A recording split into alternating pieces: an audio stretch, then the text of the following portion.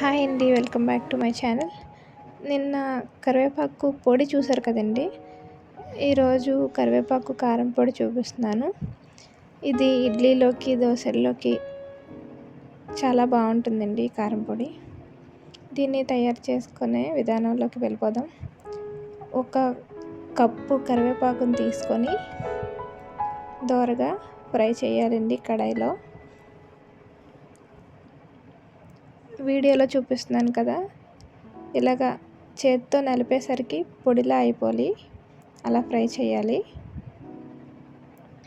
కొంచెం దోరగా వేగిన తర్వాత ఒక బౌల్లోకి తీసుకోవాలి. మళ్ళీ అదే పాన్లో ఏ కప్పుతో అయితే కరివేపాకు తీసుకున్నామో అదే కప్పుతో ధనియాలు,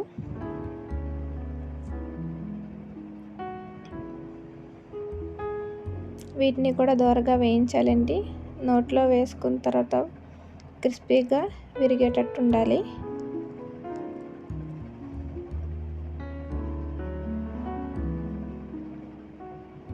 నెక్స్ట్ జీలకర్ర 1 స్పూన్ వేసుకుంటే సరిపోద్దండి. అది బాగా వేగిన తర్వాత పక్కకు తీసుకోవాలి. ఇప్పుడు 1 కప్ ఎండుమిర్చి తీసుకోవాలి.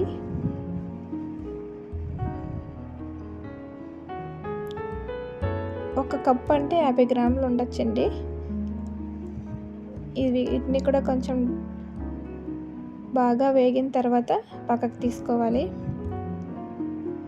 చూసారు కదా ఇవన్నీ. వీటిని కాసేపు చల్లారిన తర్వాత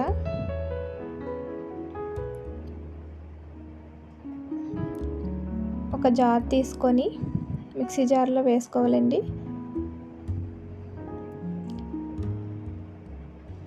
దీన్ని కొంచెం పొడిలా చేసుకొని కాసంత ఉప్పు వేయాలి. మళ్ళీ ఉప్పు వేసిన తర్వాత మళ్ళీ ఇంకోసారి గ్రైండ్ చేయాలి.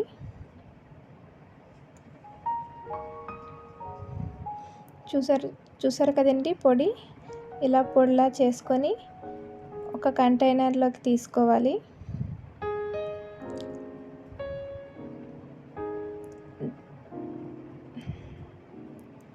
దీన్ని 2 నెలల వరకు స్టోర్ చేసుకోవచ్చండి. చాలా బాగుంటుంది.